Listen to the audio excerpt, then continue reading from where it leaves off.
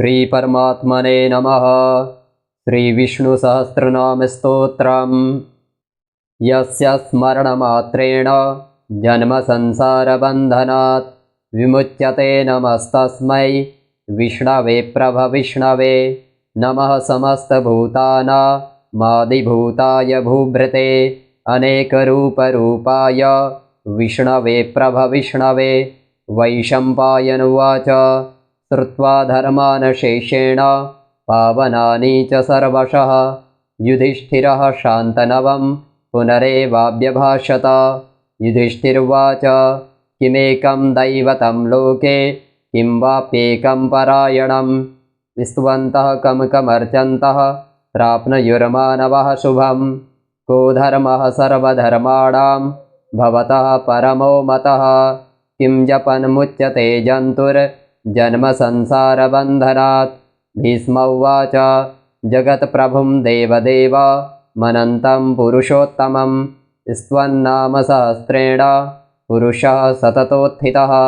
तमेव चार्चयन् नित्यं भक्त्या पुरुषमव्ययं ध्यायन् स्तवन्नमस्यश्च यजमानस्तमेव च।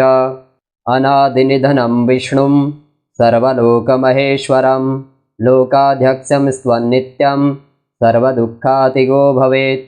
ब्रह्मण्यं सर्वधर्मज्ञं लोकानां कीर्तिवर्धनं लोकनाथं महद्भूतं सर्वभूतभवोद्भवम्।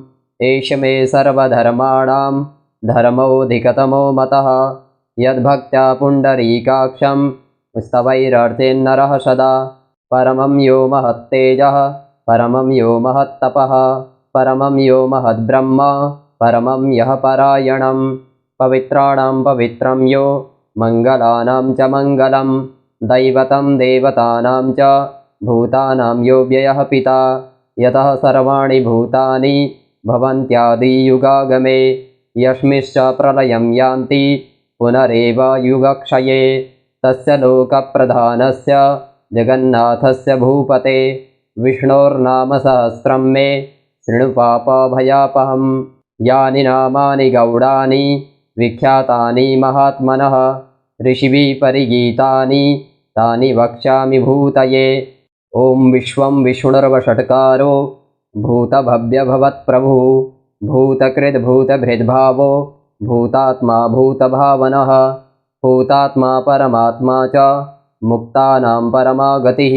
अव्ययः पुरुषः साक्षी क्षेत्रज्ञोऽक्षर एव च योगो योगविदां नेता प्रधानपुरुषेश्वरः। नारसिंहवपुः श्रीमान् केशवः पुरुषोत्तमः सर्वः शर्वः शिवस्थाणुर्भूतादिर्निधिरव्ययः। सम्भवो भावनो भर्ता प्रभवः प्रभुरीश्वरः। स्वयंभूः स्वम्भुरादित्यः पुष्कराक्षो महास्वनः अनादिनिधनो धाता विधाता धातुरुत्तमः। अप्रमेयो हृषीकेशः पद्मनाभोऽमरप्रभुः विश्वकर्मा मनुस्त्वष्टा स्थविष्टः स्थविरो ध्रुवः। अग्राह्यः शाश्वतः कृष्णो लोहिताक्षः प्रतर्दनः प्रभूतस्त्रिककुब्धाम पवित्रं मङ्गलं परम्। ईशानः प्राणदः प्राणो ज्येष्ठः श्रेष्ठः प्रजापतिः हिरण्यगर्भो भूगर्भो माधवो मधुसूदनः। ईश्वरो विक्रमी धन्वी मेधावी विक्रमः क्रमः अनुत्तमो दुराधर्षः कृतज्ञः कृतिरात्मवान्। सुरेशः शरणं शर्म विश्वरेतः प्रजाभवः अहः संवत्सरो व्यालः प्रत्ययः सर्वदर्शनः अजः सर्वेश्वरः सिद्धः सिद्धिः सर्वादिरच्युतः। वृषा कपिरमेयात्मा सर्वयोगविनिःसृतः वसुर्वसुमनः सत्य समात्मा संमितः समः। अमोघः पुण्डरीकाक्षो वृषकर्मा वृषाकृतिः रुद्रो बहुशिरा बभ्रुर्विश्वयोनिः शुचिस्रवाः। अमृतः शाश्वतः स्थाणुर्वरारोहो महातपाः सर्वगः सर्वविद्भानुर्विश्वक्सेनो जनार्दनः। वेदो वेदविदव्यङ्गो वेदाङ्गो वेदवित्कविः लोकाध्यक्षः सुराध्यक्षो धर्माध्यक्षः कृताकृतः। चतुरात्मा चतुर्व्यूहश्चतुर्दष्ट्रश्चतुर्भुजः भ्राजिष्णुर्भोजनं भोक्ता सहिष्णुर्जगदादिजः।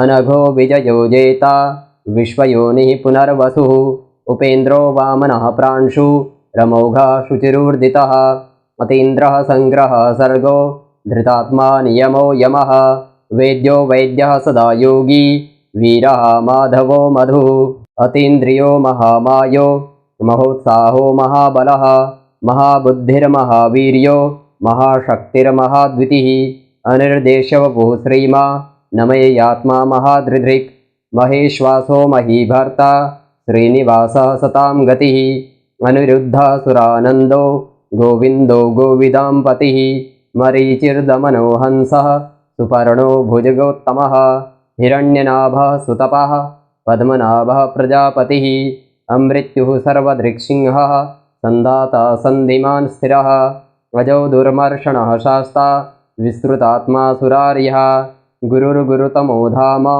सत्यः सत्यपराक्रमः निमिषो निमिषस्त्रग्वी वाचस्पतिरुदारधीः अग्रणिर्ग्रामणिः श्रीमान् न्यायो नेता समीरणः सहस्रमूर्धा विश्वात्मा सहस्राक्षः सहस्रपात् आवर्तनो निवृत्तात्मा संवृतः सम्प्रमर्दनः अहः संवर्तको वह्नि रनिलो धरणीधरः सुप्रसादः प्रसन्नात्मा विश्वधृग्विश्वभुग्विभुः सत्कर्ता सत्कृता साधुर् जहनुर्नारायणो नरः असङ्ख्येयो प्रमेयात्मा विशिष्टा शिष्टिकृत्सुतिः सिद्धार्था सिद्धसङ्कल्पः सिद्धिदा सिद्धिसाधनः वृषाही वृषभो विष्णुर्वृषपर्वा वृषोदरः वर्धनो वर्धमानश्च विविक्तः स्मृतिसागरः सुभुजो दुर्धरो वाग्मी महेन्द्रो वसुदो वसुः नैकरूपो बृहद्रूपः क्षिपिविष्टः प्रकाशनः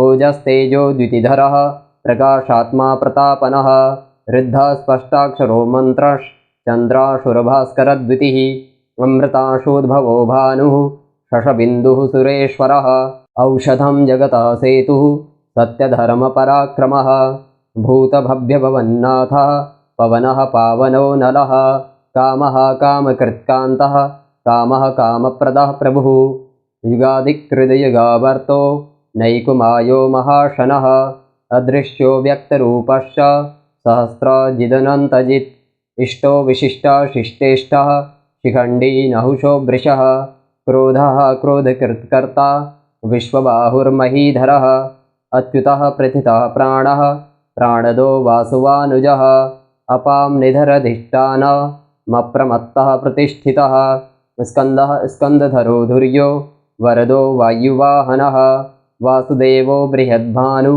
रादिदेवः पुरन्दरः अशोकस्तारणस्तारः शूरः शौरिर्जनेश्वरः अनुकूलः शतावर्तः पद्मी पद्मनिवेक्षणः पद्मनाभोरविन्दाक्षः पद्मगर्भः शरीरभृत् महर्धिरुद्धो वृद्धात्मा महाक्षो गरुडध्वजः अतुलः शरभो भीमः समयज्ञो हविर्हरिः सर्वलक्षणलक्षणीयो लक्ष्मीवांसमितिञ्जयः विक्षरो रोहितो मार्गो हेतुर्दामोदरः सहः महीधरो महाभागो वेगवानमिताशनः उद्भवः क्षोभणो देवः श्रीगर्भः परमेश्वरः करणं कारणं कर्ता विकर्ता गहनो गुहः व्यवसायो व्यवस्थानः सस्थानः स्थानदो ध्रुवः परर्धिः परमस्पष्टस्तुष्टः पुष्टः शुभेक्षणः रामो विरामो विरजो मार्गो नेयो नयो नयः वीरः शक्तिमतां श्रेष्ठो धर्मो धर्मविदुत्तमः वैकुण्ठः पुरुषः प्राणः प्राणदः प्रणवः पृथुः हिरण्यगर्भः शत्रुघ्नो व्याप्तो वायुरधोक्षजः ऋतुः सुदर्शनः कालः परमेष्ठी परिग्रहः उग्रः संवत्सरो दक्षो विश्रामो विश्वदक्षिणः विस्तारः स्थावरस्थाणुः प्रमाणं बीजमव्ययम् अर्थोऽनर्थो महाकोशो महाभोगो महाधनः अनिर्विण्णः स्थविष्ठो भूर्धर्मयूपो महामखः नक्षत्रनेमिर्नक्षत्री क्षमः क्षामः समीहनः यज्ञयुज्यो महेज्यश्च क्रतुः शत्रं शतां गतिः सर्वदर्शी विमुक्तात्मा सर्वज्ञो ज्ञानमुत्तमं सुव्रतः सुमुखः सूक्ष्मः सुघोषः सुखदः सुहृत् मनोहरो जितक्रोधो वीरबाहुर्विदारणः स्वापनः स्ववशो व्यापी नैकात्मा नैककर्मकृत् वत्सलो वत्सलो वत्सी रत्नगर्भो धनेश्वरः धर्मगुप्धर्मकृद्धर्मी सदा सत्क्षरमक्षरम् अविज्ञाता सहस्रांशुर्विधाता कृतलक्षणः गभस्तिनेमिः सत्त्वस्थः सिंहो भूतमहेश्वरः आदिदेवो महादेवो देवेशो देवभृद्गुरुः उत्तरो गोपतिर्गोप्ता ज्ञानगम्यः पुरातनः शरीरभूतभृद्भोक्ता कपीन्द्रो भूरिदक्षिणः सोमपो मृतपः सोमः पुरुजितपुरुषत्तमः विनयो जयः सत्यसन्धो दाशार्हः सात्वतां पतिः जीवो विनयिता साक्षी मुकुन्दो मितविक्रमः अम्भो निधिरनन्तात्मा महोदधिशयोऽन्तकः अजो महार्हः स्वाभाव्यो जितामित्रः प्रमोदनः आनन्दो नन्दनो नन्दः सत्यधर्मा त्रिविक्रमः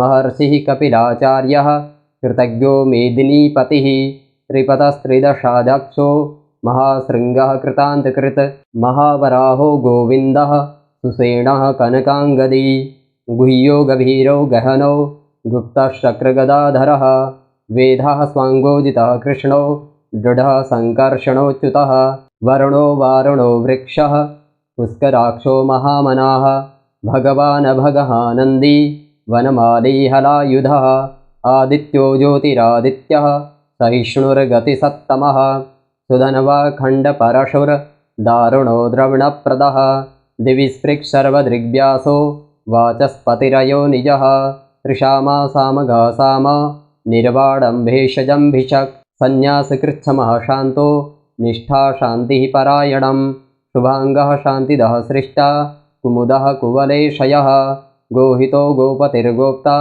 वृषभाक्षो वृषप्रियः अनिवर्ती निवृत्तात्मा संक्षिप्ताक्षेमकृच्छिवः श्रीवत्सवक्षः श्रीवासः श्रीपतिः श्रीमताम्बरः श्रीधः श्रीशः श्रीनिवासः श्रीनिधिः श्रीविभावनः श्रीधरः श्रीकरः श्रेयः श्रीमान् लोकत्रयाश्रयः स्वक्षः स्वङ्गः शतानन्दो नन्दिर्ज्योतिर्गणेश्वरः विजितात्मा विधेयात्मा सत्कीर्तिश्चिन्न संशयः उदीर्णः सर्वतश्चक्षुरनीशः शाश्वतस्थिरः भूषयो भूषणो भूतिर्विशोकः शोकनाशनः अर्चिस्मानर्चितः कुम्भो विशुद्धात्मा विशोधनः अनिरुद्धो प्रतिरथः प्रद्युम्नो मितविक्रमः कालनेमिनिहा वीरः शौरिः शूरजनेश्वरः त्रिलोकात्मा त्रिलोकेशः केशवः केशिहा हरिः कामदेवः कामपालः कामीकान्तः कृतागमः अनिर्देश्यवपुरविष्णुर्वीरोऽनन्तो धनञ्जयः ब्रह्मण्यो ब्रह्मकृद्ब्रह्मा ब्रह्म ब्रह्मविवर्धनः ब्रह्मविद् ब्राह्मणो ब्रह्मी ब्रह्मज्ञो ब्राह्मणप्रियः महाक्रमो महाकर्मा महातेजा महोरगः महाक्रतुर्महायज्वा महायज्ञो महाहविः स्तभ्यः स्तवप्रियः स्तोत्रं स्तुतिः स्तोतारणप्रियः पूर्णः पूरयिता पुण्यः पुण्यकीर्तिरनामयः मनोजवस्तीर्थकरो वसुरेता वसुप्रदः वसुप्रदो वासुदेवो वसुर्वासुमनाहविः सद्गतिः सत्कृतिः सत्ता सद्भूतिः सत्परायणः शूरसेनो यदुश्रेष्ठः सन्निवासः सुयामुनः भूतावासो वासुदेवः सर्वासुनिलयो नरः दर्पः दर्पतो दृप्तो दुर्धरोऽथा पराजितः विश्वमूर्तिर्महामूर्तिर्दीप्तमूर्तिरमूर्तिमान् अनेकमूर्तिरव्यक्तः शतमूर्तिः शताननः एकोनैकः शवः कः किं यततत्पदमनुत्तमं लोकबन्धुर्लोकनाथो माधवो भक्तवत्सलः सुवर्णवर्णो हेमाङ्गो वराङ्गश्चन्दनाङ्गदी वीरः विषमः शून्यो घृताशीरचलश्चलः अमानी मानदो मान्यो लोकस्वामी त्रिलोकधृक् सुमेधा मेधजो धन्यः सत्यमेधाधराधरः तेजो वृषो दितिधरः सर्वशस्त्रभृताम्बरः प्रग्रहो निग्रहो व्यग्रो नैकशृङ्गो गदाग्रजः चतुर्बाहुश्चतुर्व्यूहश्चतुर्गतिः चतुरात्मा चतुर्भावश्चतुर्वेदविदेकपात् समावर्तो निवृत्तात्मा दुर्जयो दुरतिक्रमः दुर्लभो दुर्गमो दुर्गो दुरावासो दुरार्यः शुभांगो लोकसारंगः सुतन्तुस्तन्तुवर्धनः इन्द्रकर्मा महाकर्मा कृतकर्मा कृतागमः उद्भवः सुन्दरः सुन्दो रत्ननाभः सुलोचनः अर्को वाजसनः शृङ्गी जयन्तः सर्वविजयी सुवर्णबिन्दुरक्षोभ्यः सर्वभागीश्वरेश्वरः महाहृदो महागर्तो महाभूतो महानिधिः कुमुदः कुन्दरः कुन्दः पर्जन्यः पावनो नीलः अमृताशोऽमृतवपुः सर्वज्ञः सर्वतोमुखः सुलभः सुव्रतः सिद्धः शत्रुजिच्छत्रुतापनः न्यग्रोधोदुम्बरोश्वस्थश्चाणूरान्ध्रनिषूदनः सहस्रार्तिः सप्तजिह्वः सप्तैधः सप्तवाहनः अमूर्तिरनघोचिन्त्यो भयकृद्भयनाशनः अणुर्बृहत्कृशस्तूलो गुणभृन्निर्गुणो महान् अधृतः स्वधृतः स्वास्यः प्राग्वंशो वंशवर्धनः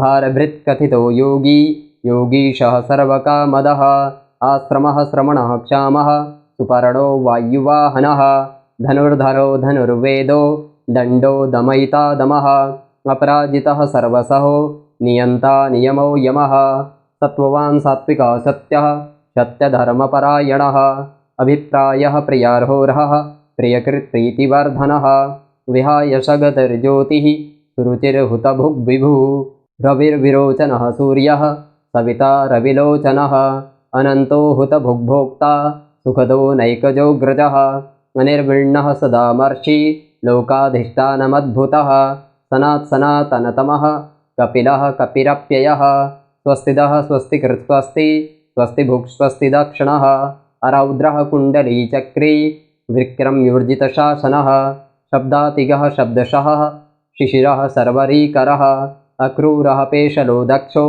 दक्षिणः क्षमिडाम्बरः विद्वत्तमो वीतभयः पुण्यश्रवणकीर्तनः उत्तारणो दुष्कृतिः पुण्यो दुःस्वप्ननाशनः वीरः रक्षणः सन्तो जीवनः पर्यवस्थितः अनन्तरूपोऽनन्तश्रीर्जितमन्युर्भयापहः चतुरस्रो गभीरात्मा विदुषो व्यादिशो दिशः अनादिर्भूर्भुवो लक्ष्मीः सुवीरो रुचिराङ्गदः जननो जनजन्मादिर्भीमो भीमपराक्रमः आधारनिलयो धाता पुष्पहासा प्रजागरः ऊर्ध्वगः षट्पथाचारः प्राणदः प्रणवः पणः प्रमाणं प्राणनिलयः प्राणभृत् प्राणजीवनः तत्त्वं तत्त्वविदेकात्मा जन्ममृत्युजरातिगः भूर्भुवः स्वस्तरुस्तारः सविता प्रपितामहः यज्ञो यज्ञपतिर्यज्वा यज्ञाङ्गो यज्ञवाहनः यज्ञभृदि यज्ञकीर्ति यज्ञी यज्ञभुगि यज्ञसाधनः